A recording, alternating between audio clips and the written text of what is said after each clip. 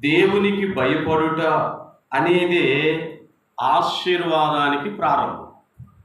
మన ఆశీర్వాదానికి ప్రారంభం ఏంటంట? మనము దేవునికి భయపడటం. మనం దేవునికి భయపడుతున్నాము అంటే నువ్వు ఖచ్చితంగా ఆశీర్వదించబడుతున్నావు అని అర్థం. ఆశీర్వదించబడటానికి ఆశీర్వదించబడే మార్గంలో ఉన్నామని అర్థం. దేవునికి భయపడుతూ వలన భయపడాలి. దేవునికి భయపడాలి.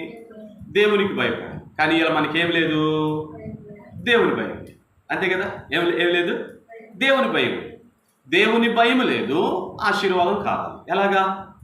దేవుని భయం లేదు, దేవుని దీవెన కావాలి. ఎలాగా? దేవుని సన్నిధానంలో మీకు ఒక్క విషయాన్ని జ్ఞాపకం చేస్తా. బైబిల్లో దేవుడు అబ్రహామును గూర్చి సాక్ష్యం ఇచ్చాడు. ఎవరిని గురించి?